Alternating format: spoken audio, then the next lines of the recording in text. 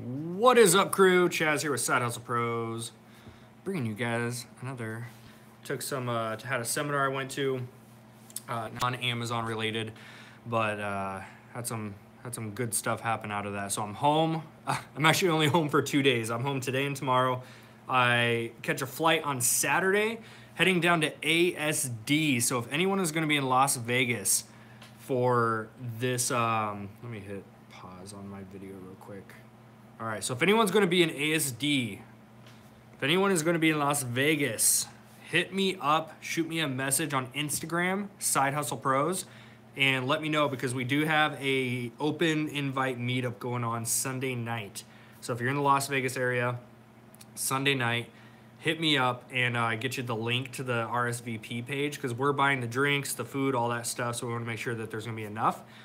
So just shoot me a message if you're going to be in Las Vegas. So what's up, guys? Drop a comment below. Let me know where you guys are watching from. And special shout out, let me make this official. Miss Gretchen is officially part of the Side Hustle Pros team now, who, as of right this second, ad moderator.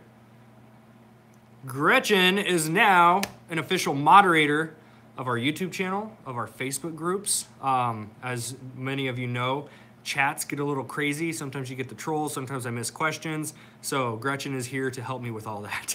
So thank you, Gretchen, I appreciate you. What's up, guys? We got Seattle, Massachusetts, Idaho. We've got all kinds of places.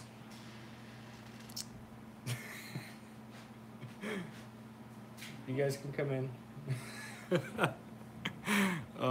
It's so funny. All right, so we got ooh, we got Canada on board, Texas, Hawaii. Man, I cannot wait to take a Hawaii trip. What's going on, buddy? Hey, buddy. How you doing? Good, how are you? Good. All right, let's kick this thing off. Eugene. Anthony's just south of me. We're down in Eugene. I'm not sure as my camera's like, anytime I sit back, you guys can't see me. We're actually down in Eugene pretty often, usually like every other month. Sometimes I source down there, but we have family down there, so we go and crash with them every now and then. So let's get into the topic of the night, shall we? I don't have a structured, like, I don't have bullet points or notes or anything I'm going off of. It's just I want to hop up here and share kind of what's on my mind with this week. This week, especially after the seminar I just got back from, I had a lot of personal reflection going on in my life, a lot of, you know, where am I lacking consistency? Where am I lacking integrity? Like, where am I lacking these things? So I wanted to just bring that to light here, because I know I'm not the only one that struggles with consistency, and it really is the key ingredient for anything in life. If you want better relationships, you got to be consistent with communication, date nights, spending time with your children. Like, you got to be consistent with that stuff, right? And if you want a better business, you got to be consistent with your business stuff. If you want a better body, if you want better health and fitness and nutrition, you've got to be consistent with that. The only times that we really hit these sticking points and these struggle points in life, we have the lack of growth. It comes from the consistency. So I want to talk about that, kind of give you guys some examples. So in the last 30 days, I have not put any effort into Amazon. We have been focusing on eBay. I've been traveling, so I've been focusing on the travel. I've been focusing on my Facebook groups, because we have our VIP group now. I'm also running a health and fitness group myself that I'm leading, so I've been putting a lot of extra time into these different areas of life. And Amazon was just kind of on the back burner. And that happens because when you run multiple things, whether it's multiple businesses or just stuff going on in your life, it's so hard to really stay consistent with all of it, right? You can kind of pick and choose which ones you put the gas pedal down on, but then if you focus on something else, the gas pedal comes off of one and goes on the other, and you guys see that domino effect happens, right? So let me know in the comments, does anyone else struggle with that? Because hopefully it's not going to be just me. Lex Towers really wants me to say Orlando, Florida. We're actually hopefully going to be planning a Florida trip, Tampa. Tim, I mean, never. Yeah, no one ever struggles with consistency, right? So there's a couple things I'm going through right now that I'm really kind of reflecting on. But the number one lately has just been the Amazon world. We've not been focusing on Amazon, not been sourcing product for Amazon specifically. And guess what happened? Like, I was riding good sales throughout. Obviously, Q4 was amazing, and then January was really good. February, all of a sudden, this switch happens, and the sales number starts to go down. And of course, first thing I'm thinking of is, well, what the heck is going on? Oh, it's past Q4. I'm like justifying why it's slow. And that's not the case. It got slow because I stopped being consistent. Like, I have to own up to that. And that's the case with a lot of people, especially in the Facebook groups. We see so many people pop into the Facebook groups and on Instagram and even YouTube. We see people pop on and they complain about a slow sales month. And they say, well, it's the time of year. Really? Because I know people doing $1 million a month every month of the year. It's not the time of year. It's not the type of products, right? It's you stop being consistent.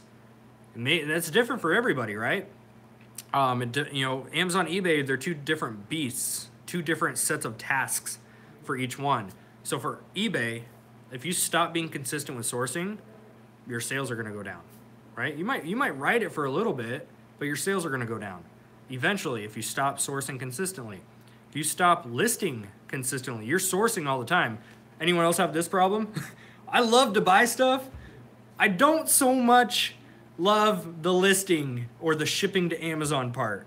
So that's where I accumulate the death pile, right? We all have them. We all have these piles of things that we know are profitable, whether we just don't feel like cleaning and testing or we don't feel like doing the labeling to ship them in. Man, it's I suffer from that big time. So that's where I learned to work smart and not necessarily hard all the time. So I outsourced it.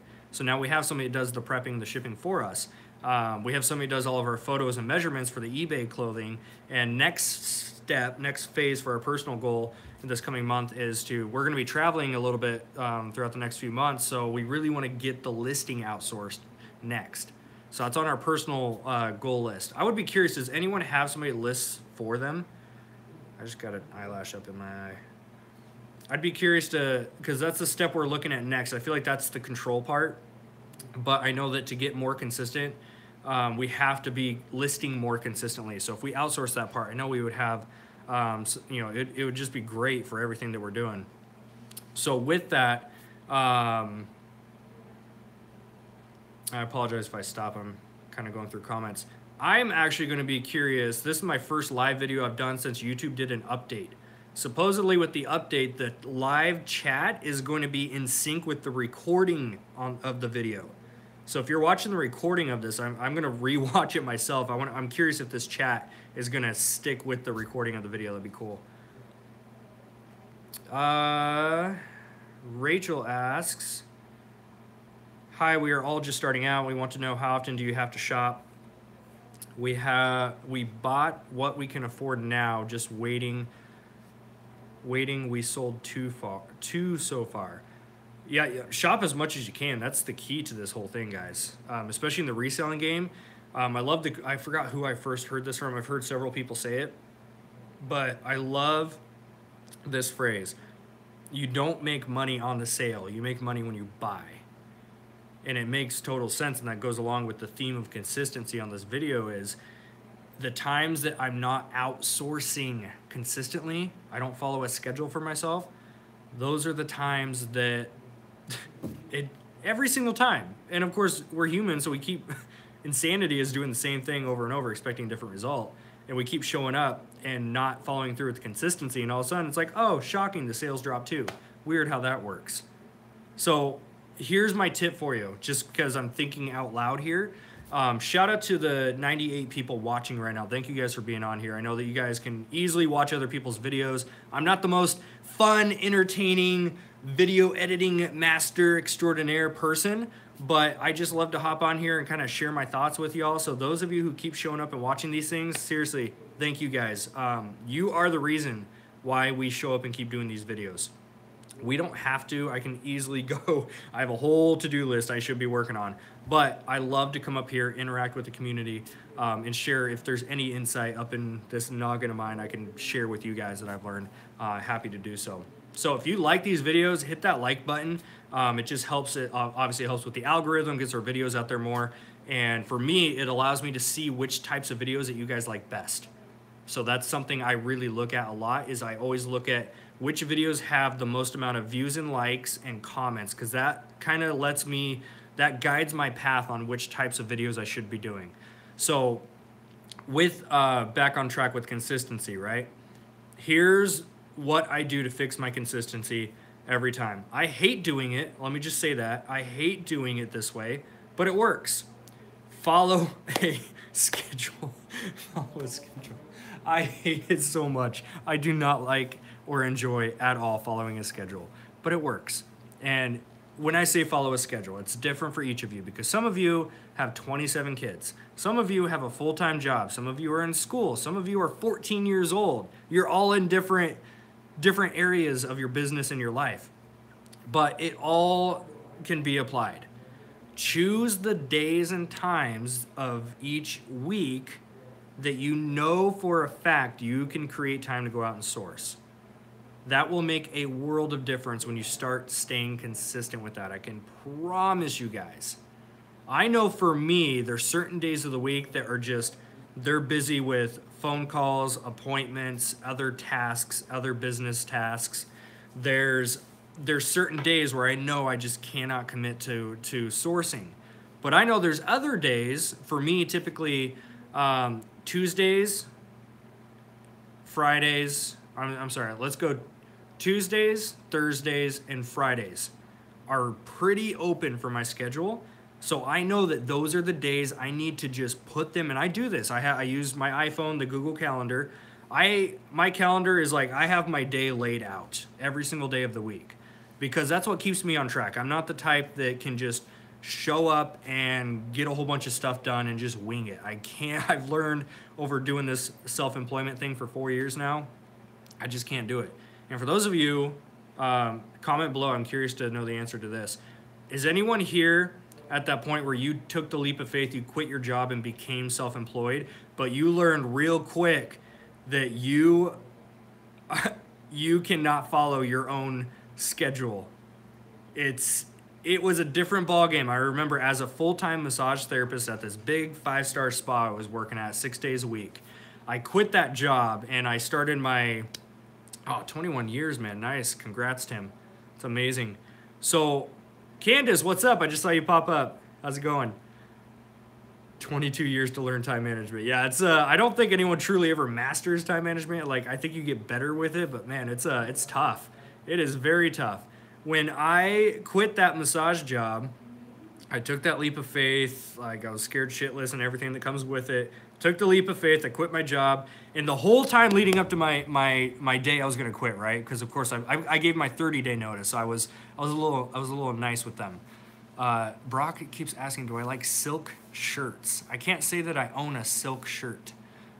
You guys, my wardrobe, because I don't care what anyone thinks of me, my wardrobe is hoodies and jeans.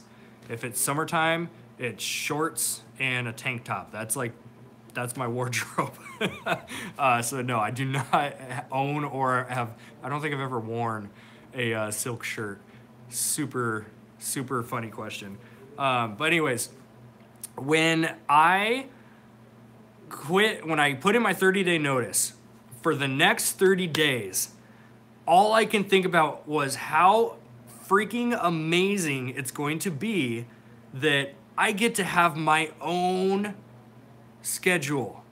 I get to show up every day and just do whatever I want. I'm going to have all this free time to work on my business, all this free time to make all this money, crush all these goals, all this free time, right?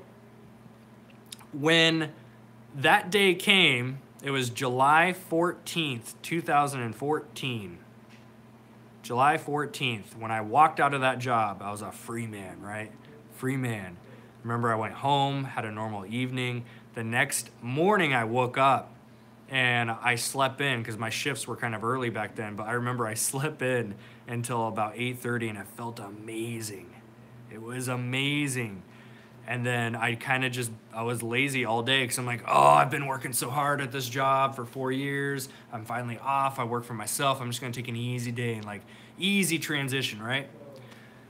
And then day 2 came and the laziness was still there. Day 3 came, the laziness was still there. 6 months down the road, 6 months later, I had this, well, it wasn't an epiphany, my wife helped point it out, but I had this epiphany that, man, if I stop being lazy, I can probably start building my business the way I thought I was going to build it when I put in the notice to quit my job. And all of a sudden it just clicked. I'm like, this just got hard because I don't have a boss anymore telling me what time to show up, what to do, when to have it done by. I didn't have anyone telling me what to do. So all of a sudden, even though I knew I had to do certain things, within my schedule and my business to help grow it. Of course, my business didn't grow for those 6 months. I was being lazy. But when I really reflected on my consistency or lack thereof it that I had throughout those months, man, it was it hit me like a sack of bricks right upside the head. I finally had to realize that no one's going to show up and tell me what to do. I have to show up and do it for myself. So that's where it had to be like, man, when you go self-employed, you've got to have this, like, if you're not driven, you're not going to make it. You're not going to last long. You have to be driven to show up every day and be productive. That's what it comes down to. So for me, I have to follow a schedule or my lazy procrastinator tendencies overcome it. So I have a schedule that pops up with alarms. So here's how I do it. I know that Fridays, if Nike is going to be running a 20% off the back wall, it's going to be on Friday, Saturday, Sunday. So every Friday, I go out to Nike, and I'll hit up a few Ross around the area, that kind of stuff too. So number 2, I know that I also do retail arbitrage, so I do the Walmarts and Targets and Kohl's and Ross and all those stores too. So I have to choose which day of the week, and you can sit down once a week every Sunday night. You can plan out your whole month, whatever. But you need to sit down and choose which days can you commit to sourcing. And sometimes it's only going to be a 30-minute slot on your lunch break. I know people that source just on their lunch breaks, and they make money. They do it first thing in the morning. They have to wake up early, or they have to stay up late and go out and do it. But you have to get sourcing in. If you just show up kind of winging it and only sourcing when you have time or when you feel like it, your business is not going to scale to where you really want it to go. So you've really got to get consistent with your schedule. That is the number one thing I can tell people. Like, if I can just reach out and give you a pill that would help fix your business or your life, it's consistency. Where you stay consistent is where you are going to grow or not grow. If you don't stay consistent with something, it's like a muscle that gets put into a cast, right? Anyone ever have a cast before? You get something called atrophy. Atrophy is when the muscle is no longer being used because it's in a cast. You can't use the muscle. So it adapts to its surroundings. It's stress that's on it. It adapts, so it shrinks. And all of a sudden you get that cast off. You're like, damn, why is this one so much smaller than the other one? It's because you didn't use it. Your body works that way. Your mind works that way. Your business works that way. If you don't use it, you're going to lose it. So get consistent with your scheduling, guys. That's my number one tip I can give for you. I promise I'm not ignoring questions. I just want to make sure I get the point out first and then follow up with questions. All right, so if you guys have questions so far, drop those in the comments below. It's getting really freaking hot in here. I'm going to turn off the heater real quick. It goes from like 34 degrees in here to like 97 real fast. All right, here we go. I just described what's in your closet. Yeah, jeans and hoodies. That's what I live in. I have no one to impress. I have learned myself well enough. I do not care about others' opinions. I don't care about people's judgments. That's on them. That's not on me.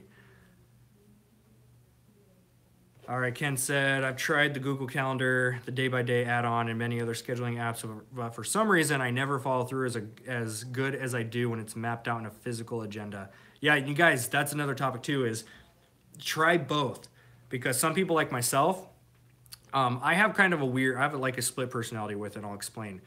Some people are typically going to be either a physical like calendar or a planner or something you can physically write in. Like that's how Trista is. She doesn't have it here. I was going to grab it and show you. She has something called the Passion Planner. which is this whole like week by week layout. And so she's the type, she has to physically write her whole week out where she can see it. Other people like myself, I'm more digital, so I love to use just Google Calendar. It's on my phone because it syncs up with my Mac and my iPad. And there's all kinds of like journals and planners and all that kind of stuff out there too. And then another thing I use a lot of is whiteboards. I have whiteboards everywhere. We've got my big one here. I've got another big one right there. And then I've got another one on the floor I work with. That's kind of my rough draft board. But then I've got like 2 smaller ones, and I write down my to-do lists and my checklist on there. There's something about physically writing it down and then being able to cross it out as I focus on it that really helps me out. So you guys can play around different ones and check them out that way. Do I sell antiques? I do not. I probably miss out on a lot of money there, but I do not know anything about antiques. Anna says, I quit my government job in May 2017, selling full-time now. I'm guilty. I couldn't follow my own schedule. Yeah, it's a different ball game, guys. For those of you that have jobs, and because I just shared that, I walk those shoes, I get it. If you have a job and you can't wait to quit because you think you're going to have all this free time and you're going to be able to just like crush your goals so much better, you're going to go through a weird phase where you just don't know what to do each day because you're so used to having a structured day, and there is no structure when you become self-employed. You have to create the structure for yourself. That's the key right there. And again, you guys, there's a lot of comments flying through here, so I do apologize if I miss any. Yes, Steven nailed it.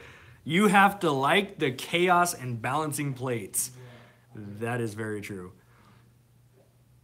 Sears TV says not everyone can sell Nike. So that's referring to Amazon. Not everyone can sell Nike, but everyone can sell Nike on eBay. I do both. I did have a grandfathered in account because I have an older account with Amazon FBA. So I do sell Nike on Amazon, but I also do just as much on eBay as well. And if you go typically Nike outlets, some weeks they don't do it. So call before you go in. But Friday, Saturday, Sunday, Nike on their clearance wall, their back wall, will typically do 20% off.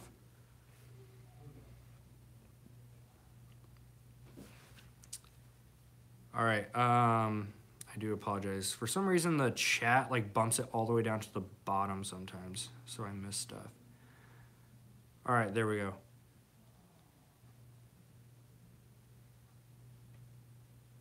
Yes, if you want to apply to sell Nike, right now Amazon's kind of in a auto approval phase, so you can try to apply to sell Nike, and people are getting auto approved that way.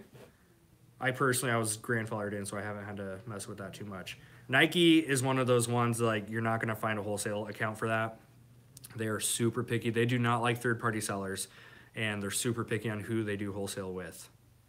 I believe they actually, if you want a wholesale account direct with Nike, they send out a rep to check out your space to make sure it's an actual retail spot.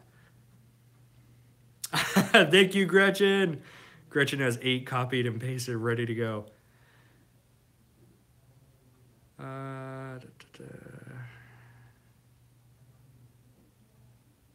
This is another good one too. With dealing with self-employment, the question is always health insurance. There's tons of different programs in different states, so I can't speak for any one state. But in general, like check with your state requirements, see what that has to do. Then there's different private health insurance agencies and different stuff that can work with you. Us personally, we use something called, there's MediShare, and there's also Christian Healthcare Ministries. So you guys can do your research on that kind of stuff, but we use it. That's probably one of the toughest aspects about self-employment when you make that leap is if you or a spouse are in a job that has great benefits, that's a really, really tough decision to make because you have to think about what are you going to do to match those benefits on your own. So that was definitely a big decision maker. Have you guys looked into health insurance marketplace? That's something different state to state. I have not. I should look into that though. I think a lot of us entrepreneurs can. We have collections of whiteboards. I don't know what it is about entrepreneurs and whiteboards, but man, nothing makes me more excited than having a clean whiteboard, some loud music, and just like create stuff. I love it.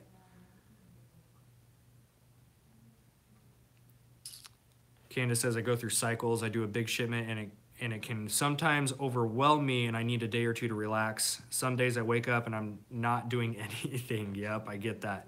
Next day I wake up and crush it. My one tip, because I kind of go through phases like that, Candace, where if I have a huge Amazon shipment, you know, it's hundreds of items, and I'm in here for hours, like labeling and stickering and all that stuff, and send it all out, I'm exhausted. So I get that. It's mentally and physically draining. So there you hit those times where it's like, oh my gosh, I don't want to do another one. So then you may not source, you may not do another one for a while. What I started doing was I chipped away at it each day rather than doing everything in one day, if that makes sense. So I split it up so it was a little bit more attainable and it wasn't so overwhelming, not so much to do. If I had to choose Amazon or eBay, Amazon. I'm like 70-30 with Amazon versus eBay. I love eBay because, again, I love Ross shoes lately, so I've been doing really well with the Ross shoes. I've been doing really well with toner cartridges. If you guys watch our Instagram account, I just posted the toner flip that we did. I bought these 2 toners for $100 total, so 50 each, and we sold the set for $325. That thing sold, I kid you not, it sold in 45 seconds of me hitting list. It was friggin' nuts, which I should have priced it higher. I knew I should have priced it higher. They were huge, so I just kind of want to get them out, and so I didn't realize how quick they were going to go, though. So I love eBay in that aspect. I can sell certain things I can't do on Amazon. But Amazon, I love Amazon more because of the fact that with Fulfillment by Amazon, FBA, I'm able to tell Amazon I have this many products coming your way. I put my labels on them, I ship everything out, and then I'm done. I don't have to deal with the customer service, the returns. I don't have to deal with any of that. So my job is to source and then ship them out rather than the listing and the photos and the shipping yourself. It's a lot of extra steps involved with that. Plus, we're getting into wholesale and eventually private label. Oh, I cannot wait for private label. It's going to be so exciting. But yeah, we're getting into wholesale, and wholesale's I'm so excited for wholesale just because of the fact instead of me having to go into retail stores and do the hustle with retail and spend a lot of hours picking up a few things, with wholesale I'm able to click, order 100 units, and then they get shipped over to our little warehouse here. So next up we've got, and it did bump back down. There we go. Why don't we use a prep service? We technically do now. So I do have, instead of using a prep service, we hire an employee for it. So we have somebody that does all of the prep and the listing for us on the Amazon side now. But I will say this, I don't know. Okay, maybe I will say, I don't know if I should, because I'm trying to think of how many people are gonna watch this video and how many people will actually take action with it. All right, let's just say it. We have accumulated a partnership where we have an extra 1,000 square feet. So we're actually going to be launching our own prep service because we are in Oregon and it's a tax-free state. So that makes it a very high demand state to be able to, for people to use as a prep service. So we will be launching that. I don't have details yet, but I can say that if you want to get on a wait list for that, there's obviously the whole logistical side behind the scenes we have to deal with first. But if you guys want to get on a wait list for the prep service we're going to be launching, or partnering up with somebody launching, then just shoot me a message. Instagram is probably the easiest way to do it. YouTube messaging system is a little wonky. You can also shoot me an email at fbarockstars@gmail.com, and just say, hey Chaz, I want to be on the wait list for the prep service. I actually just had an idea. Why don't I use MailChimp and I'll create a wait list and then I'll drop the link in the description below. So if you're watching the video and you want to get on the wait list, check the description below.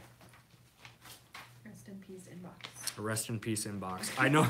Did you catch me when I hesitated? Like, do I say anything or? I'll just put it out in the open. We are going to be doing a prep service, and if anyone's interested, you can shoot me a message, or just if you're watching the recording, check the link below in the description and get put on the wait list there. We'll send out an email before it launches, just kind of get more information about what you guys need as a prep service. You guys know us. We're not in this to like make a ton of money, but we want to be able to offer something that's going to be of value, and that we can create a little system out of to help you guys out too. Because I know some of your guys' states, the taxes are crazy. We get spoiled.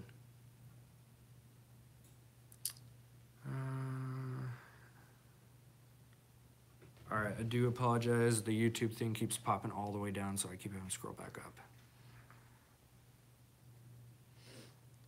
up. So are thrift shop flips on Amazon not a good idea? That's a really big conversation to bring up. I'm not going to go too in depth with it, and you're going to get conflicting opinions depending who you talk to. Here's where I'm at with thrift store flips to Amazon. I have an issue flipping anything on Amazon, or not issue. I have a hesitation of flipping anything to Amazon that does not have an itemized receipt. Because if for whatever reason, and I've had this happen, for whatever reason, if Amazon asks you for proof of authenticity, which is a thing, or you get an IP claim, they're going to ask you to submit your invoices or receipts as proof that you legitimately bought that product. So I personally do not do thrift store flips onto Amazon anymore because of that reason. So a lot of my stuff, I still thrift and go to Goodwills and all that stuff, but that's 100% going to be eBay. And that's just my own caution I'm putting with my account. The itemized receipt is crucial when it comes to Amazon World. It never used to be that way. They were super lenient on all their policies. And 2 years ago, I mean, you guys saw the videos I did 2 years ago. I was able to order liquidation items on these pallets, these big boxes that would come in. And I was able to just take all that stuff, flip it on Amazon, no problem. But then they started laying the law on they want itemized receipts and invoices. So that was a kind of a turning point for me. That's kind of why I got out of the liquidation game. Amazon, they haven't directly said it, but Amazon is definitely pushing sellers to go down wholesale or private label. That's just where Amazon is wanting people to go. We're still able to do retail and online arbitrage because they haven't put a restriction on it. So until they blatantly send an email that says you can no longer do retail receipts, I love retail arbitrage. I'm going to keep doing it. I've had zero issues with that so far.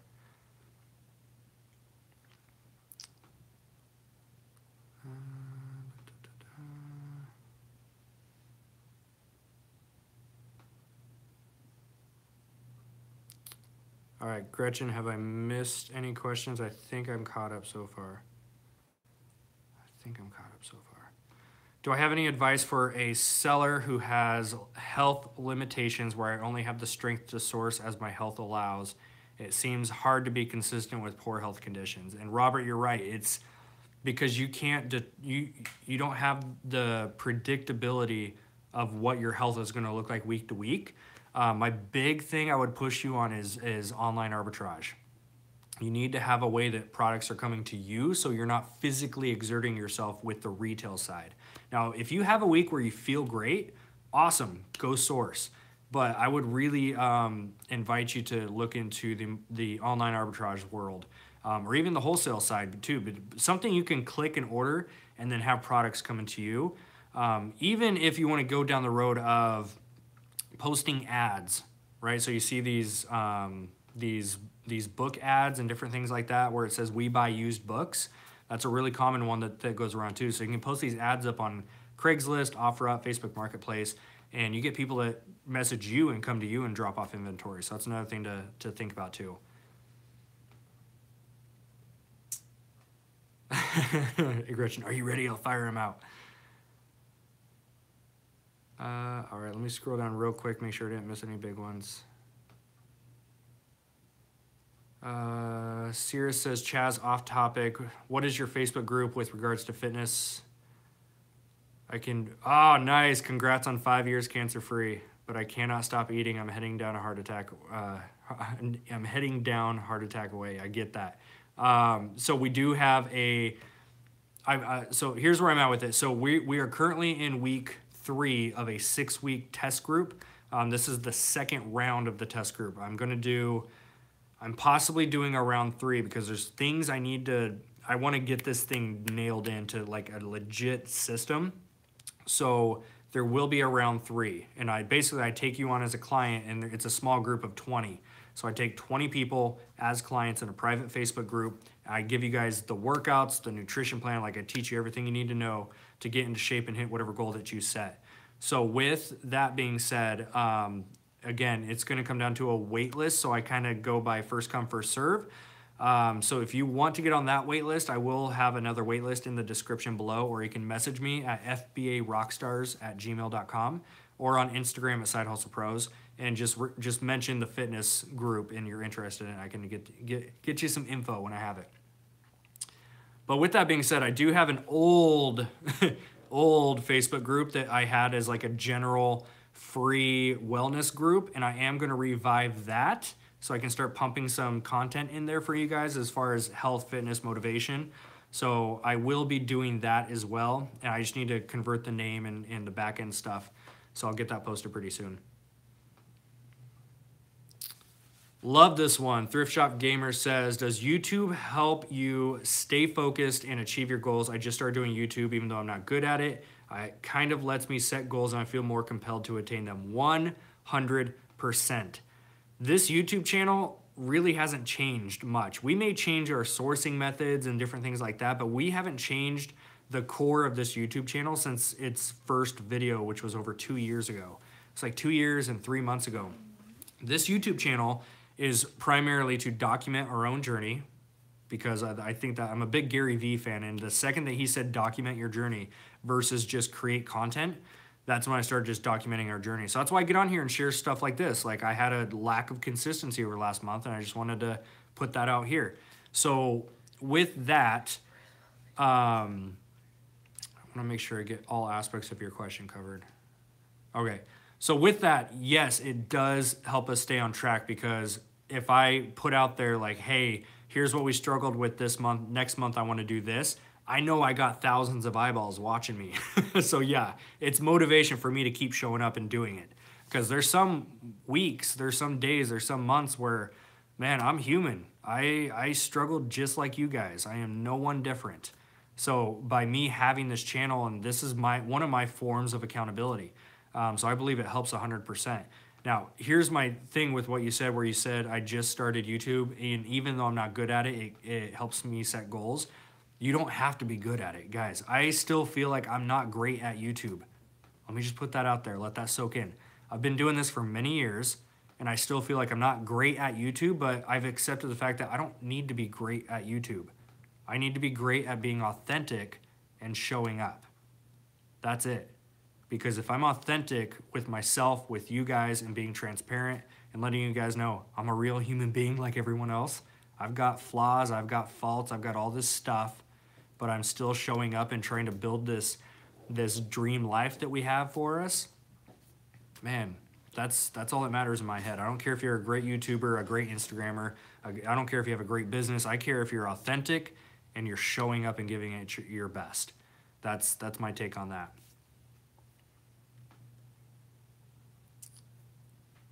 All right, I think we're getting caught up on here. Anthony, if you came up north, can we thrift together? Yeah, you're just down Eugene. Yeah, if you are ever in the port, well, we live. Anthony will know this town. So we live in McMinnville, Oregon. Pretty small town. We have about 30,000 people. We have a small Ross, a very small Walmart. Is that it?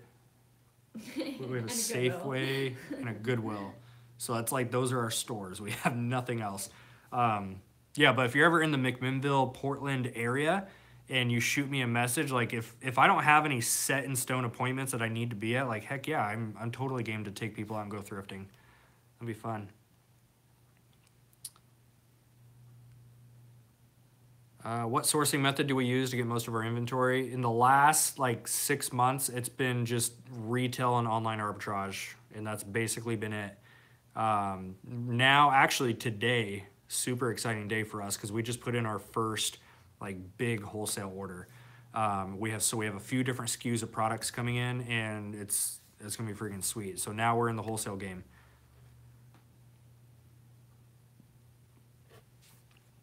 Girl on Fire says, I need to be gluten and dairy free, but I also want to be low carb. I never know what to eat. Yeah, there's totally ways around that. Knowing what to eat is one of the hard parts. But there's definitely ways around that. Deborah asks, what's a email address that you guys can reach me at? FBA Rockstars. Let me just type that inside the chat here, actually. FBA Rockstars at gmail.com.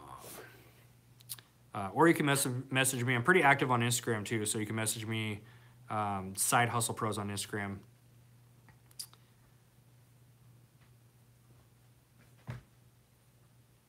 What is my favorite shoe brand to sell? Nike. Just that's like the stereotypical answer too. What's your favorite shoe brand to wear? Somebody has a little addiction. It's so funny. Yeah, definitely the Nikes. But I'll sell anything. I don't care what brand, make, model. If I can sell it for more than I bought it for, and it sells within 30 to 60 days, like I don't care what it is, I'll sell it. I mean, we live on this stuff, like legit. We pay our bills, we eat, we have no choice. Like we live on this. It just happens to be something we love doing, and we're just gonna keep doing it. Awesome, Thrift Shop Gamer, appreciate that. Question, just starting to send things to Amazon. I had 29 items, had it all in one box. Then the shipping plan had me separate into 4 boxes. Is this normal? Why don't they take it to all one location? It's Amazon. Here's how they kind of, I mean, there's different factors that go into it, but here's why Amazon splits inventory up. Because a lot of people ask, like, why can't I just box everything up in one box and ship it to them? Because when you check your stuff into Amazon, you add a product, whether you're using Inventory Lab or Seller Central, you add a product and you say, okay, I have this many units of this, I have another SKU that's this many units of this. They're gonna look at where are we lacking supply throughout the US in our system, and we need more inventory in those warehouses. So if you send in 10 books, they might say, well, we need these books to go to California because we're lacking supply in books. And then number 2 is, if you have a bunch of toys, they might say, well, so we already sent the books to Cali. I was trying to get my back on thinking straight. If we send the books to Cali, but we're lacking supply of toys in Florida, we're going to send the toys to Florida. So then they split your shipment. And that's they're just basing it on where they need more inventory at. And sometimes, even if you send all your stuff to the same warehouse, just by chance, like they send our stuff down to one Cali location. It's LGB, I don't know. Yeah, it's LGB 8 or something like that, Long Beach. So they send our stuff down to Cali, but then when it checks in, I see that it gets put in reserved. And reserved means that they're transferring it to another warehouse. So by the shipping time, the delay from shipping from your place to the warehouse, it still can get split after it gets there. So here's why I tell people, forget where it's going. Like if you just get your inventory sent in as quick as you can, it'll work itself out. You'll get your sales. So just send stuff in, focus on getting the next shipment is what I tell people.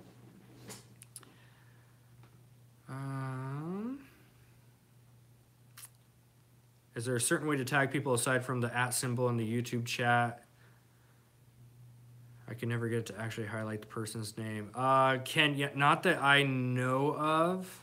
I think you have to do the @ symbol to tag people that way. If anyone else has the answer to that, please let us know. Can I name the single greatest side hustle that brings in the most bang for buck without a huge startup cost? In that case, I'm going to say eBay. Because eBay, it's lower in fees, so it's lower fees than Amazon. And it's not as, I'm trying to think of the right word.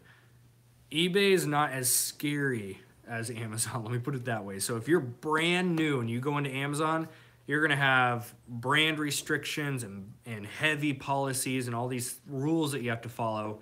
And typically with Amazon, they want newer condition products. Even though, yeah, you can sell used, but still they're leaning towards they want new condition products. That's what they thrive on. So you have to typically have a larger startup cost. So that's why I say eBay, because you can go out with $5 on eBay right now. Go to $5 at a thrift store or garage sale. Pick up something that sells for 20. You take that $20 and flip it in something bigger, and then you can use that capital to roll into Amazon. And you have two different hustles you can do. But eBay is definitely one of the easier ones to get going.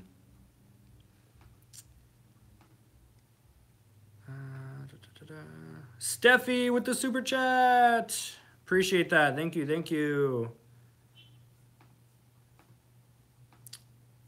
All right. I want to make sure I did not miss any questions. Gretchen, how are we doing so far? Did I miss a bunch? You guys are active. I love it. Thank you. Thank you. Which Funko Pop shelf is my favorite? Currently, because of yesterday. You guys want to see? Let me just go show them. Oh, I guess you're reversed, aren't you? You are reversed. Let me take you off my tripod real quick. I'll show you my new favorite shelf. So I love Funko Pops, as you guys can see. And I know that because I'm on iPhone front camera, the mirror image, so it's backwards. But so I got the Stranger Things all set up here. And this one was a gift by one of our Rockstar admins, Nate. And then this one is Dart that I found in Hot Topic. We got our Star Wars one. I mean, they're just baby shelves right now. We're going to start building up on them.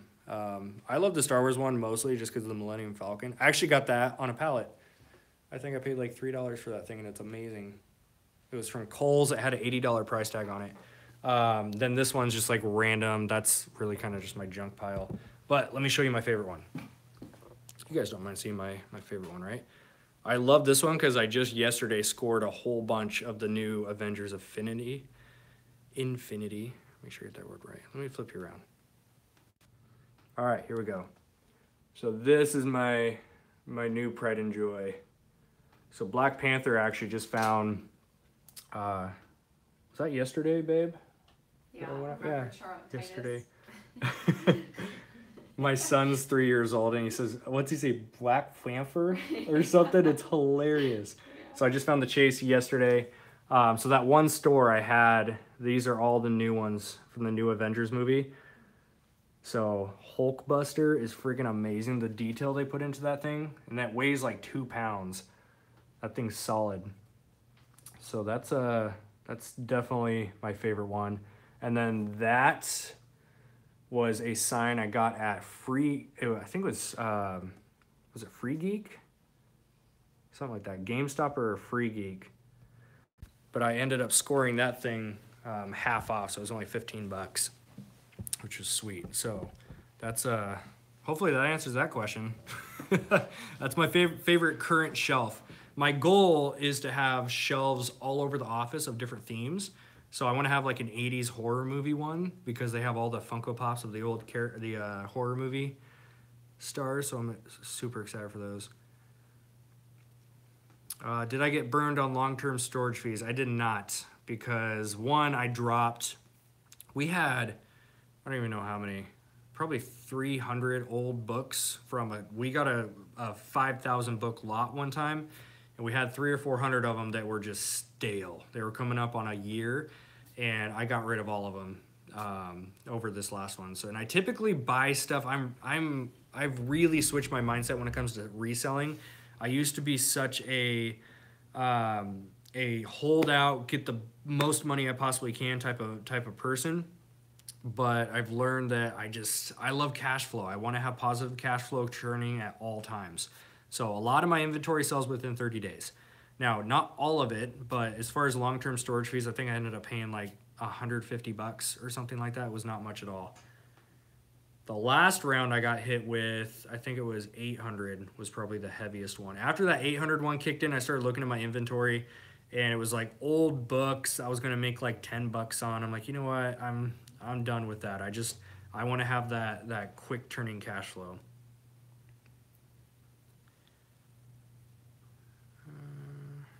I don't know why the YouTube chat keeps popping down like that. Did my buy box ownership drop after App Eagle changed? You know, I actually haven't checked App Eagle in a couple days, so it's actually a really good thing for me to check. So thanks for bringing that up. And for those of you who don't know, App Eagle switched over to, what was it, Informer.co or something like that. So they switched up their brand. So I need to check that out. Would I consider buying uninspected items? Not anymore. I have bought uninspected liquidation before, and it's just not something that I want to deal with again. Oh, thank you, man. Thrift Shop Gamer with the $10 super chat. Appreciate that. Thank you, thank you, thank you.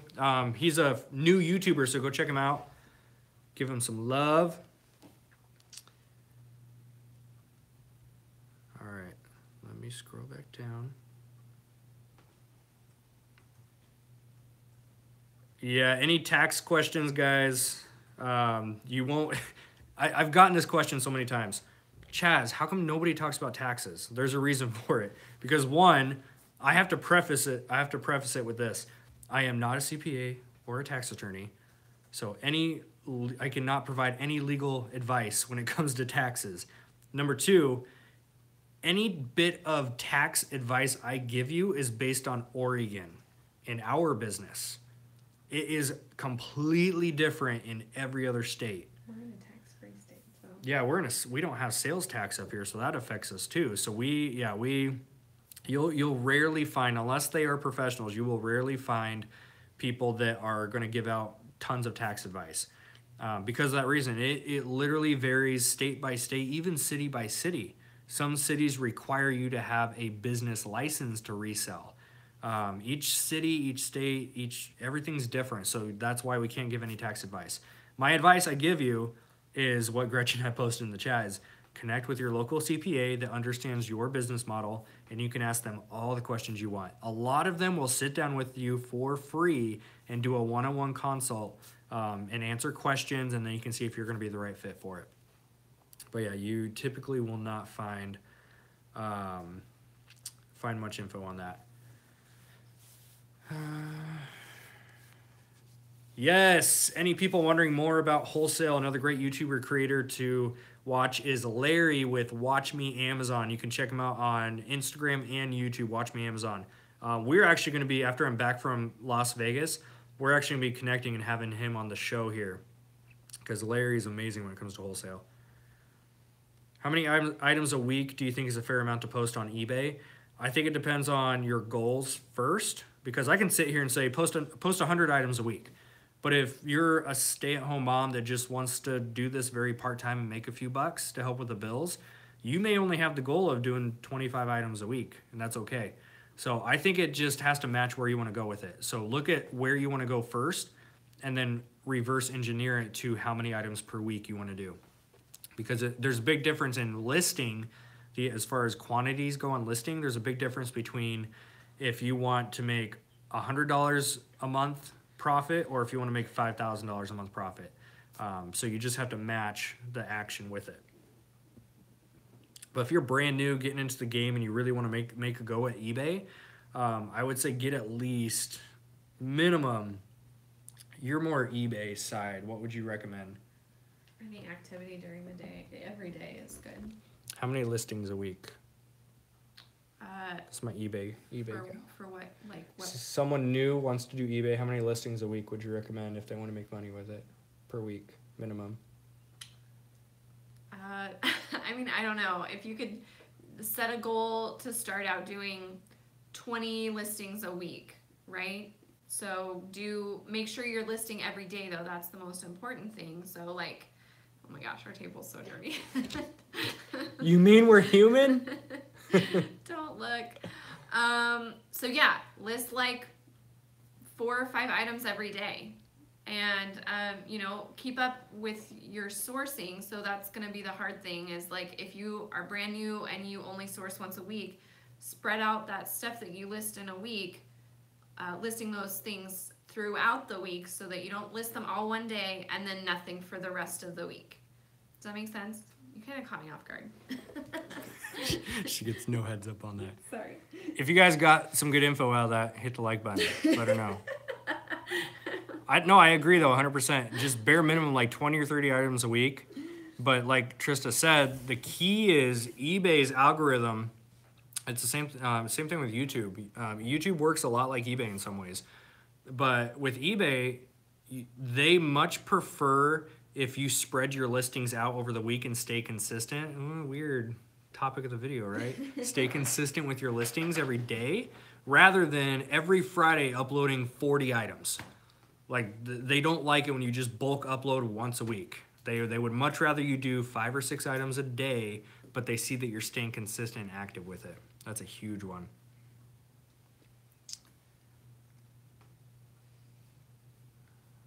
Man, I am not a fan of the eBay chat, or eBay chat. The eBay chat? The eBay chat. I'm not a fan of the chat here because it's scrolling back up when I don't want it to. All right, I want to make sure I don't miss you guys' questions. So if I did miss any, just repost those, or Gretchen could snatch them.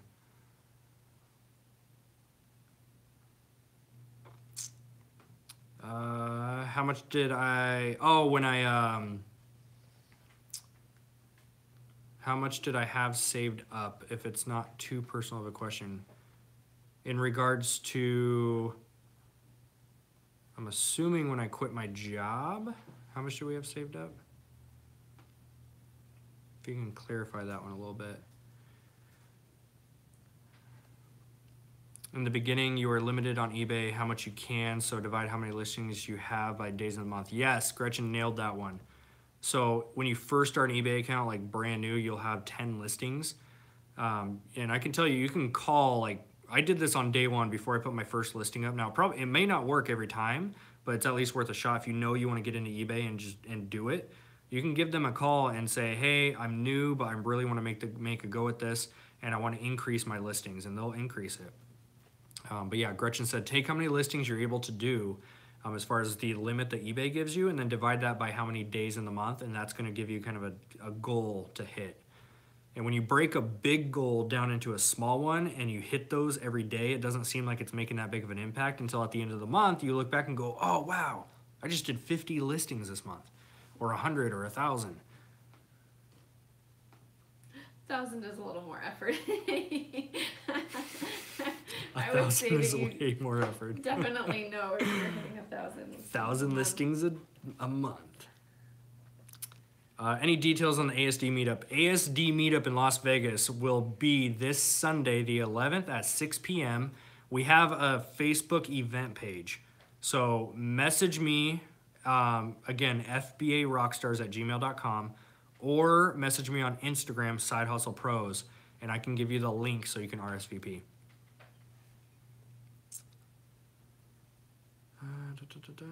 We got Walter in the chat. What is up? Walter's another great one to follow too, guys, if you aren't. We've got a whole laundry list of like such solid people we need to get on as a guest speaker interview. Walter is definitely one of them. He's a crazy scientist, especially when it comes to his subscription service. That is so intriguing for me. That's a business model I really want to get into at some point, is doing a subscription box. I just don't know what it would be yet. Loot Crate, like if I can create the perfect subscription box for me, it would be Loot Crate, which is already a thing. I love Loot Crate. I love watching Titus open your Loot I know, Crate. Titus, my 3-year-old, he opens up my Loot Crates with me and he loves it. Because he knows all the different characters, because he's a little nerd like I am.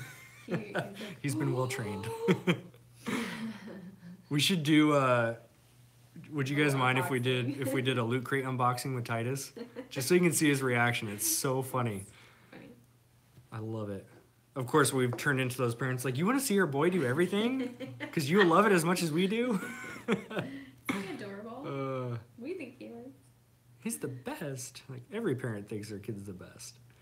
How much was your first investment that you started out with? I'm really considering this. Think of starting with a cap of $3K. Cav, I can tell you 3K is way more than I started with. I started with $500. That's it. $500. I bought my tape, bought my printer, bought my I didn't even know what like Scotty Peeler was. I didn't know about Goo Gone. I didn't know about any of that stuff. I just bought labels and a printer and tape and boxes, and then I just went and bought stuff.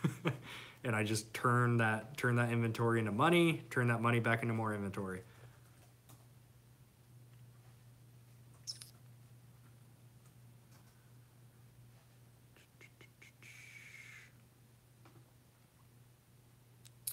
Any update on the Ross shoe shopping profits? I don't have an official update yet. I'm waiting for all of them to sell through, and then I'll do a follow-up video to it so I can show you guys the raw numbers. But I will say we've sold through, I had 20, well, does anyone remember that video? I think it was 23 pair, if I remember right. We've sold through about half of them so far. And they've all gone for the price that I thought they would go. Those track shoes were amazing. I got those for $18 and they've been selling between $60 and $70.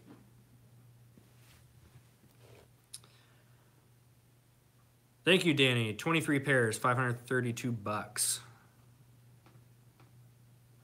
We currently do not do much books. Many books would be the right term. No, right now, yeah, it's been, I've learned myself well enough that I have a very hard time trying to do a lot of things at one time. So when even down to my type of inventory, so instead of going super wide and trying to do all kinds of things, I do a lot better if I just hone in on a few and really kind of learn to master those. So that's my thought process now. So right now, my inventory on eBay, on my side, Trista, of course, she does clothing, but my side is shoes. My side is toners. I'm trying to put them in order of what I do more of. Shoes, ink and toner, and electronics. Those are my three things I really hone in and focus on. It took me, yeah, Walter says that's some solid self-discipline. It took 2 years of reselling to finally like get down to that point where I can really focus, because I have shiny object syndrome like all of you guys probably do. You know, I hear about one type of item and I'm like, oh my gosh, I need to go sell this. And I hear about these books are doing really well. Oh my gosh, I need to get back on the textbooks. Oh, I should go do this. Oh, I should go do this. Like, man, I learned to just stop thinking and worrying about what everyone else is doing and just put my blinders on, ask myself what I do well with, and do more of that. So I feel like I've got a really good system down for myself right now, and I'm just gonna keep doing it until I can either outsource the sourcing and automate that part, and then I can focus back into like textbook seasons and all those fun things. Because textbooks are freaking amazing, like especially with eFlip. No, eFlip is incredible. Like I need to get back into eFlip, master it, and then learn to outsource that. Because when you learn to outsource different things in your business that work for you while you work on other things, man, that's where huge growth comes from. So yeah, we currently do not do books at the moment. There's tons of money to be made in books, and I know I probably should get into books again, but at the current state of time right now, it's not in the ballgame.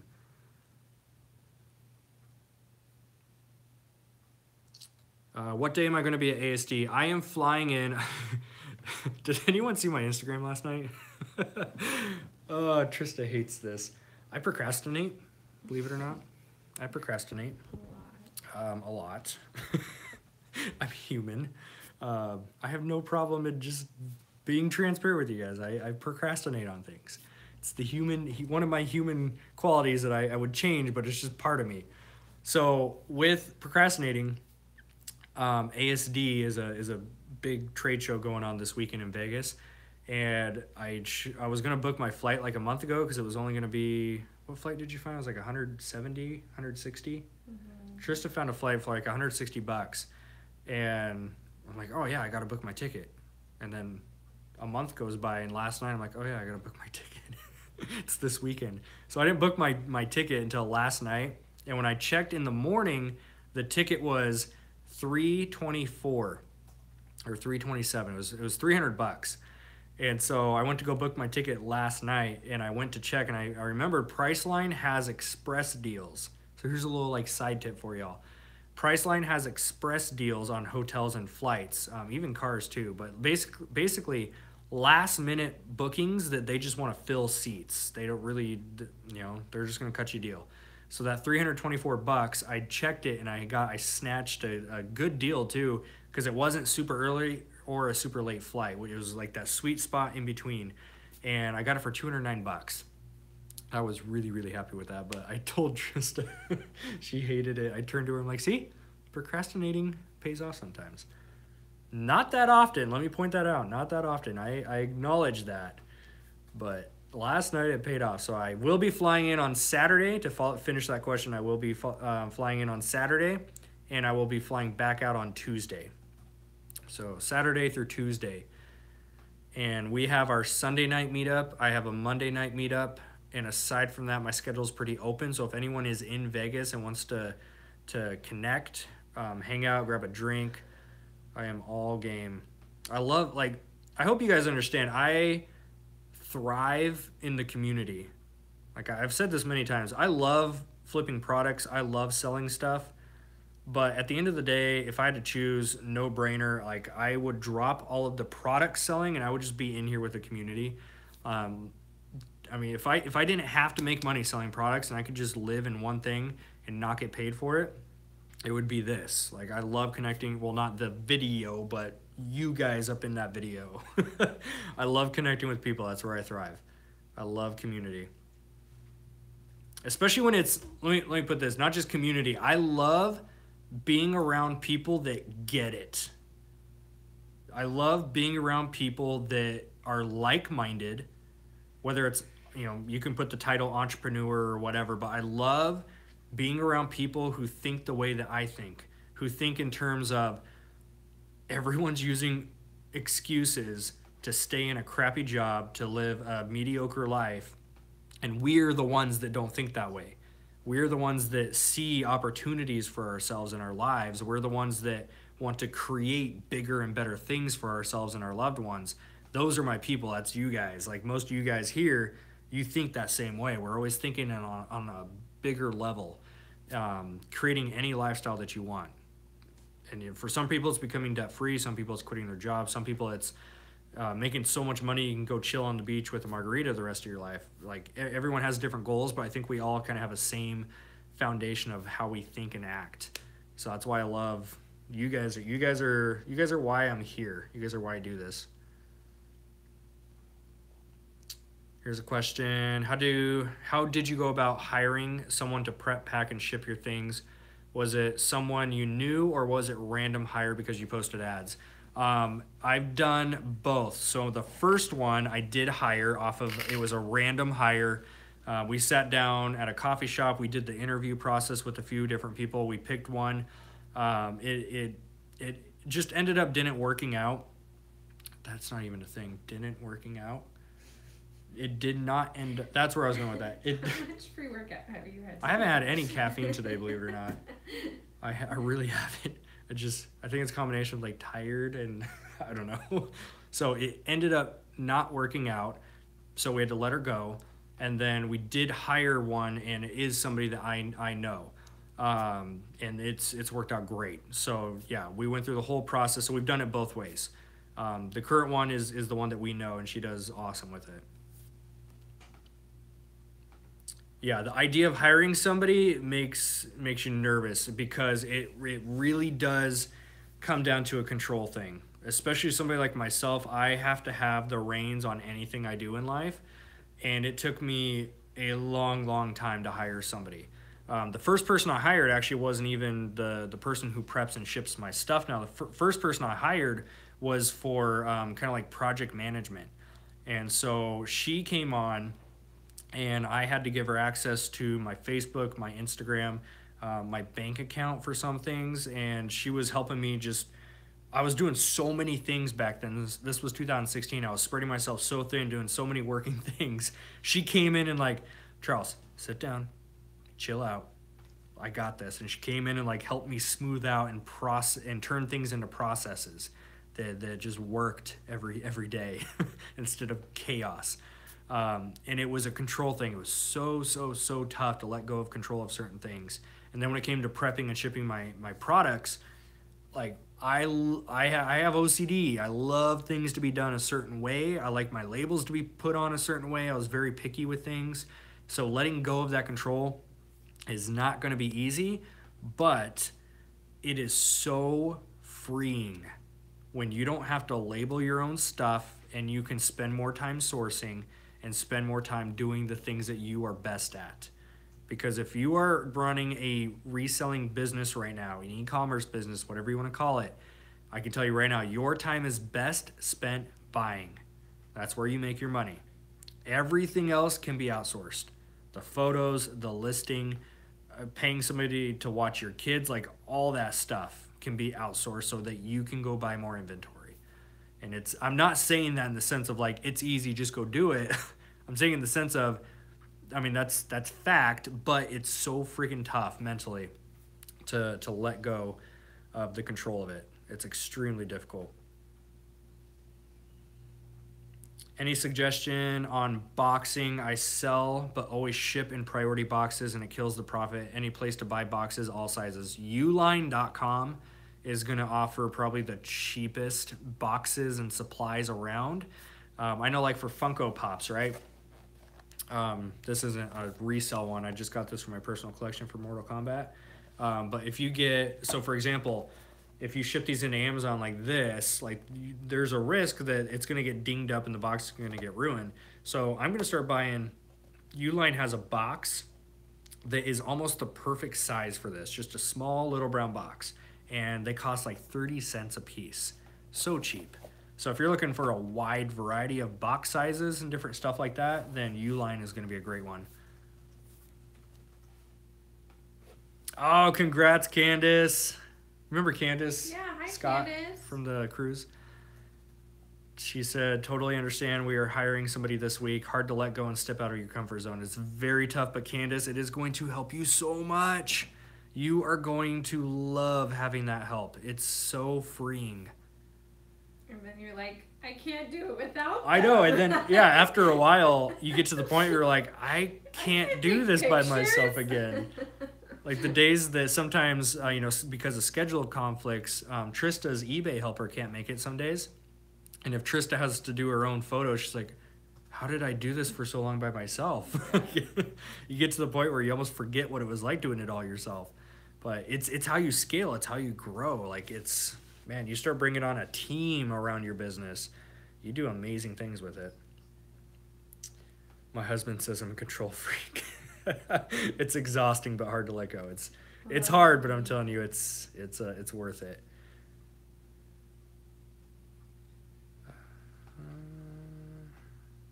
Been watching for a few weeks, just started. Very inspirational to us newbies. Question is, do you peel the price stickers off the Nike boxes from the outlet? Yes. I don't peel. So on the front of the box, you have the big sticker, which has the item description, what type of shoe, it has the UPC. But then if you're talking about the actual little like orange or green clearance sticker, I take a heat gun, and of course it's cardboard, so don't put that thing right up next to it, but I take a heat gun and I just let it sit there for a minute, and that sticker will peel right off. So you want to be really careful with cardboard. If you put Goo Gone on that, it's gonna like, would stain be the right word? It's gonna soak into the cardboard and like make that stain look. Yeah, so you gotta be a little careful with Goo Gone on that stuff. But heat gun, or if you don't have a heat gun, by the way, guys, you can go into any department store, hardware store, and get that. But you can also use a hair dryer. Will get the job done. I like heat guns because I just recently started using it too. But a heat gun has a much smaller nozzle, so it's a way more direct heat rather than a hair dryer, which is like kind of, I mean, it's just a big opening. And heat guns you can get for like $15. They're cheap. And it's a tax write-off. Laura, what did I just have? This is called a Funko Pop. It's basically a big kids collector's item. It's a bobblehead. That's what all these things are. I've got a Mortal Kombat shelf that's going up, so I'm collecting these ones. My Sub-Zero, my Scorpion over there. I've got the flaming, any Mortal Kombat nerds will love this. I've got the flaming Scorpion head one. It's inside of a bin in the other room. can't wait to get more of them up. Ken's been there. He gets it. Yeah, if you put Goo Gone on cardboard-based stuff, man, it's. I think the worst one I did, it was a toner cartridge, and it had a sticker on it, and so I pour the Goo Gone on there, try to like wipe it clean, and it was a light blue color on the box. It was an HP, so it was a light blue color. And man, that soaked in so bad. I had to message the buyer and like let them know. I sent them a picture, said, hey, just want to let you know there was a little bit of an accident with the box. And they're like, oh yeah, it's no problem. So luckily that worked out, but yeah, I've been there a few times. Yeah, Flaming Skull is amazing. P.S. Now that I'm collecting Funko Pops, if any of you guys have harder to find ones like exclusives, and you wanna shoot me a message of what you got, I am in the purchasing mode for those.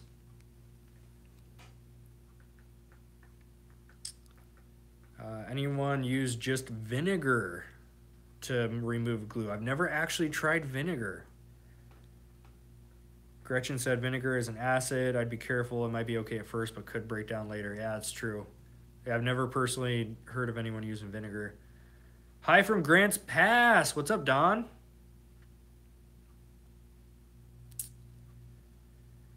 My partner is somebody I went to high school with. He and his wife are the ones I work with. And even with 3 of us, everything we do is exhausting. Soon, time to hire someone new. Yep. That's the thing, guys. Like, you'll hit the point as you scale and grow where you hire somebody and you're like, oh my gosh, they're getting so much done. I'm able to go source more and do these other things. Everything's working. But then you'll hit this other sticking point and you go, holy crap, they're working, I'm working. We still have a huge to-do list every day. We need to hire someone else for this task. And so, I mean, that's the domino effect. As long as you want to keep growing and scaling, you're going to have to keep bring new people onto the team to help you, or figure out what needs to change in your business. Because some people don't want employees. Some people don't want that scale of a business, and that's okay. You just need to determine what needs to happen for you to get to the place you want to be at with your business. Because if you only want to make $1,000 profit per month extra, then you only need to do a certain amount of work to get there, and you can do that by yourself fairly easily. But then if you get to like the $5,000 and the $10,000 and the $20,000 months, that's where you need help, especially with the prep and the shipping and the listing and the photos. Just trust me, guys. If I can give you any piece of advice right now to scale your business, look at what you're spending time on that's not producing money. You should be buying, you should be sourcing, outsource the rest of it. Trust me on that. And again, don't do it if that's not where you want to go. Because if you hire people and you start to grow and you're like, man, it's a pain in the butt to manage people, I don't like being around people. Like if that's not where you want to go with your business, then don't do it. You need to figure that out for you. Yeah, Gretchen says I'm all caught up.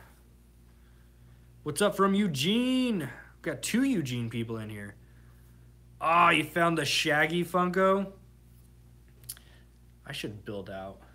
Oh my goodness. Get a poor Trista. She's such a doll.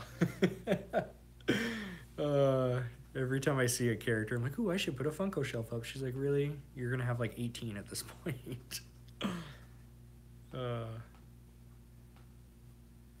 We got Fightville.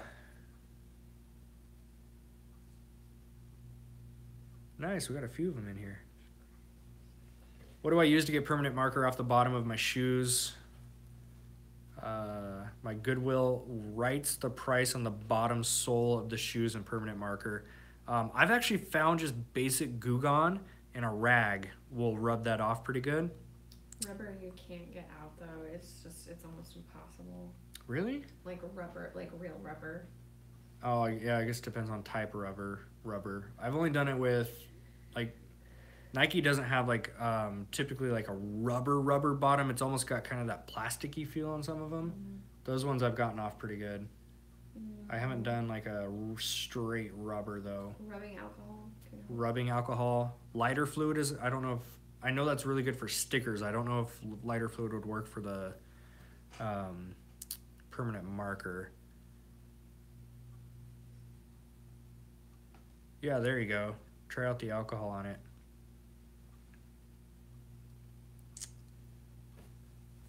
what are the easiest places to outsource on the business side of things? Is it the packaging, the labeling, the shipping, the organizing?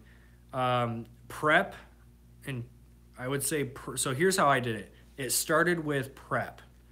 So for example, I would have this load of products I just bought from like Walmart, right? So, and one, I'm thinking of the person who I have right now where she started. She came in during Q4, right when I had a bunch of toys going out. Nail polish. Nice. Thanks for that, Joel. Nail polish for the marker, by the way. Remover. Nail polish remover. Yeah. Yes. So, actually, if it's the same color, could you just nail polish? Does that not work? No. Don't take my advice on some stuff, guys. Oh my gosh. If it's a black bottom and we got black nail polish. No. That works. You just have to match the exact color. Mm-hmm. So it's getting late, guys. Anyways, so where she first started, so I had all these toys and they all had clearance stickers on them. So she started with the basic prep. So she would do the sticker removal and she would glue gun and get the residue off. And then I would be at the computer and I would input it and I would print off the labels. She would then label them and then I would be able to tell her which ones go in which boxes. And so she would organize the boxes. I would give her the box labels and then she'd close them up and box them that way. And then the next phase was, okay, again, I had a control issue when I did this, but I did the computer side of stuff. So I did all the checking and pricing and all that. Then I did a hard thing and I let go of the reins a little bit and I said, okay, now you can do the computer part. So I taught her how to read Keepa. I taught her how to price different things when you have other sellers, how to look at their pricing and price my stuff. And so I told her, price on the high side if it's worst case scenario and I can readjust it when I get back in there. And now I use a repricer App Eagle, so it does all that anyways. So then she goes in there and prices and she learns the inventory lab system and Seller Central. And then it got to the point where I can now be out of the office sourcing and she'll be here prepping and shipping stuff. But that was a process. So the prepping and the labeling and the, if you're doing eBay, your photos, your listings are kind of like that phase 2 part. If you're doing electronics, testing electronics, cleaning, all that kind of stuff. Jason, I do not commingle. So on Amazon, if you don't know, you can choose to commingle your inventory, so you won't put your own sticker per se on there, and just your item with your sticker would normally sell. So commingling they'll just pull one out of the group. I don't do it because of that reason, because I don't know if the other sellers are conditioning their items the way I condition mine, and that's what it comes down to. Yeah, Jennifer, totally. You'd love to hire somebody to watch your kids so you can list more. Absolutely. Here's what you can do. And I know, again, especially when it comes to your children, that is not an easy thing to just let go of control. It's not that easy. But hire somebody to come in. If you just need to list more, they can sit in your living room and watch your kids. And then you can go to a coffee shop or a library, get out of the house, change your environment. I'm a big fan of that. You can go to a coffee shop for an hour and get more listings done. And you'll pay them $12 to $15 or something like that. But it's one thing to, because I used to say that a lot. Oh, I can't wait till somebody can prep my stuff for me. I can't wait till somebody can do this. And I said that for a long time. And then I got to the point where I just said, you know what, I can't keep saying that would be nice. I have to actually do it. So that was a big, big thing for me to do. So I would recommend that, Jennifer, is really sit down this week and look into who can you hire just for an hour so you can go to a coffee shop, sit down, and get your stuff done. Because there's something about when you change your environment, guys, and you put yourself somewhere else, you don't have the normal distractions going on, so you can really focus. I can't explain it. I don't know the science behind it, but when I go to a coffee shop and sit down, I get more done in an hour than I regularly do. And that's just really being able to focus. Yeah, Gretchen has done that. Absolutely, Gretchen's done it. For you to be able to flip within 60 days on Amazon, what rank on average do you stay below in order to flip fast? Each category is a little different, which most of you probably know if you do Amazon, each category is a different size. So if I'm flipping stuff quick, and I'll just focus on the categories I normally do. So toys, for example, I will buy anything under 100,000 if I want it to be kind of a quicker flip. And that's as far as rank goes. But I also am a big advocate of don't just rely on the current rank. So when you scan something and it comes up with a rank, that's only the rank based on the moment that you scanned it. That's not the history. So always look at Keepa. And if you guys saw my Walmart arbitrage video, I shared all this stuff with you guys. But look at the history of the sales, because if a rank is high, so let's say I scan a toy and it shows a 300,000 rank, most people would just be like, oh, that's a high rank, I'm not going to buy that. I'm going to look at Keepa and I might see, oh, it's a high rank because it's out of stock. So therefore there's no sales, which makes the rank go up. Or I might see, oh, hey, the rank is high because there's only 2 merchant filled sellers. There's no one doing FBA. That's why the rank went up, because people love to buy Prime. So then I would make that decision right there to buy that. And I've done that on many items. I can't tell you guys, in our VIP group, I just posted this not too long ago. I sold 2 units of a toy within a couple weeks that had a 400,000 rank in toys. Most people would scan that and just move on because it was a 400,000, but I saw the why it's 400,000, and I looked at the history of sales, and I was able to flip those within 2 weeks. And for a good amount, I spent $9, and I want to say they sold for 70. It was 70 to 80, somewhere in that range, but it was a good chunk of change.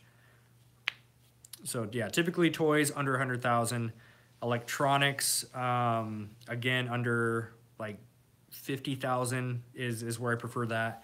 Shoes, if I'm going for quick on shoes, I like to stay under, I'll go as high as 20, but I prefer 10. And then with, what am I missing? Video games is another category I love. I'll stay under 5,000 in video games for a quick flip. But again, guys, take that with a grain of salt. That's a very loose guideline I follow because I really look at the history on Keepa first before I make that decision. Because if something has a bad rank, there's usually a reason why. So I go in there and I'm kind of looking for what's missing here and determine if it's worth it then. Yes, I have sold phones. Walmart last year was actually clearancing out iPads and iPhones pretty cheap. So I was getting iPhone 6s for $149, and I flipped them onto Amazon.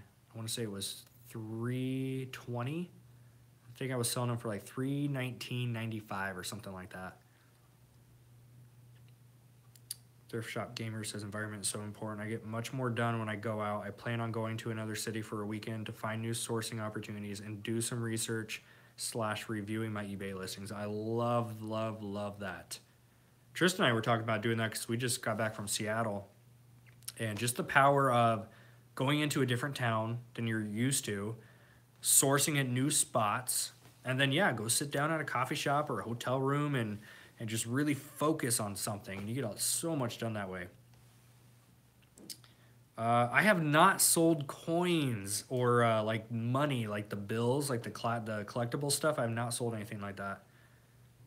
I used to collect some coins. I had a whole box of like really old coins at one point, but I never have sold any. Oh, nice. Partner just went to Seattle. Seattle's amazing. Hello from Salem. What's up? You're just like 30 minutes from me. I'm in Salem multiple times a week. Yes, Pam. Love having the whole day to just shop. It's heaven. There's something about having no appointments, no phone calls, no schedule. You just get to go out and shop with no, like, I need to be home at this time. I love those days. Headphones are in, music, shopping. Oh, I love it. Us treasure hunters, like, even when I'm doing full-time private label and wholesale and we're making a ton of cash, even when I get to that point, I'm still going to go out and retail arbitrage. I love the treasure hunt. I love it.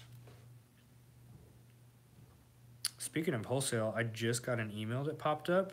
Our very first invoice from our wholesaler just came through, which means I got to pay. But it's super exciting. I'm like, oh, I'm so excited for wholesale. We got some really good products that we're locking in on this one.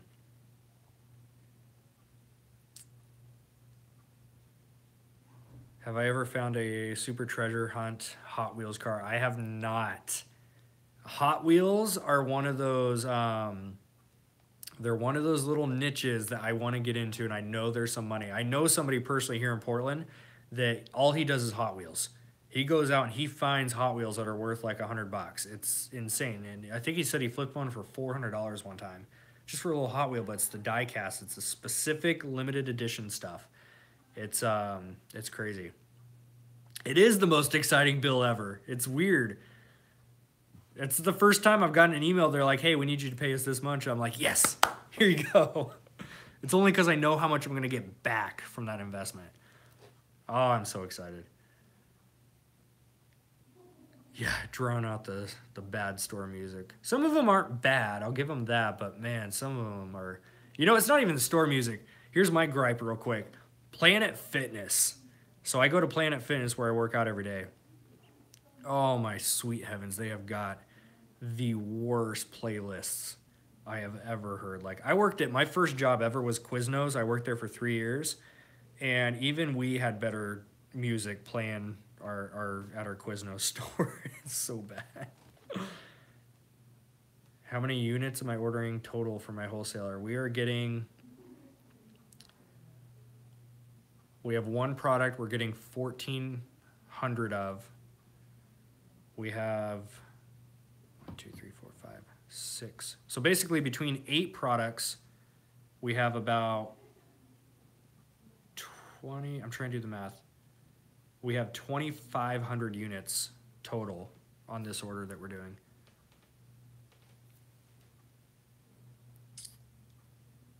Goodwill music is not bad. I will give that to Goodwill. Goodwill music is not bad. Can I just pause real quick? There's still 89 of you guys watching, which I find incredibly amazing because we're at an hour and a half. And again, I'm not doing this video with a structure or anything. I just had a general topic of consistency to bring here. And you guys are still here an hour and a half later. So thank you, thank you, thank you, thank you.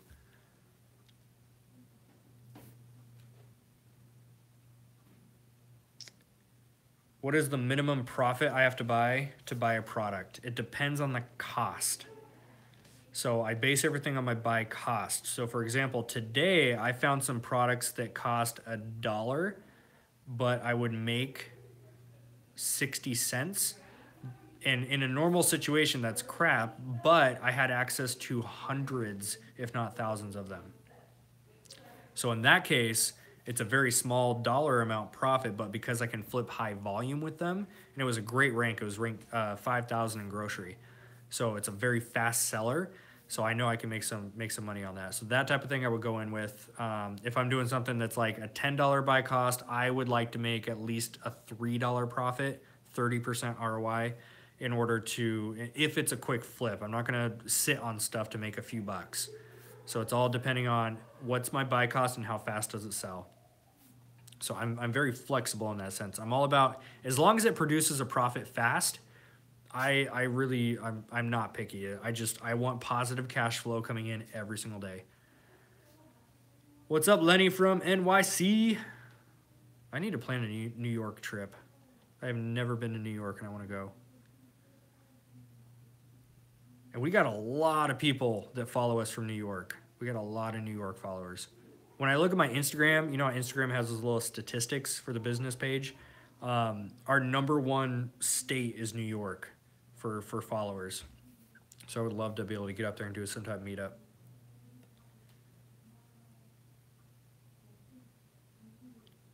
All right, sweet guys. Well, I don't want to take up much more of your time. We're at an hour and a half. I appreciate each of you being here. I appreciate each of you showing up, watching these videos, because you guys, especially an hour and a half video, man, if you finish this thing, like, high five to you guys. That's amazing.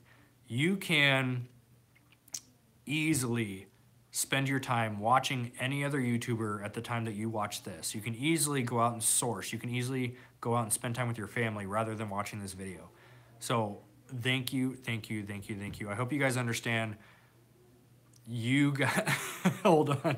Pam said, holy hell, I've been cleaning for an hour and a half.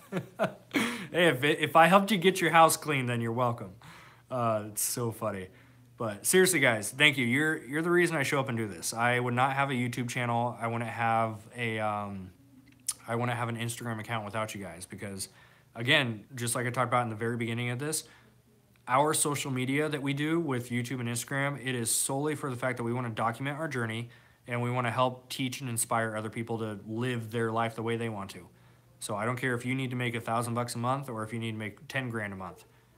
If we can help inspire and teach you to create a lifestyle you want and to break free of the shit that we've been taught our whole lives to go to a regular job, that's what I'm here for, guys. So aside from that, you guys are amazing. I appreciate each of you. Thank you again. Stay tuned. We got some more videos coming out. This YouTube will be a little quiet throughout this weekend because we will be down in Las Vegas. If I get a chance, I would love to actually do some live videos down there. So hit the thumbs up. So I'm going to come back and look at the thumbs up. If you want me to do some live videos when I'm down in Vegas, hit the thumbs up so I can come back and see if there's a demand for it. Or you can leave a comment below and let me know. But aside from that, when I get back, we're kind of low-key on the trips, which means I have more time for the YouTube channel. So if you guys like the Retail Arbitrage 101, if you guys like the Ross Shoe Finds 101, I'm going to be doing more tutorial videos for you guys and help you guys out. But aside from that, peace out, crew. I love y'all. I'll see you later.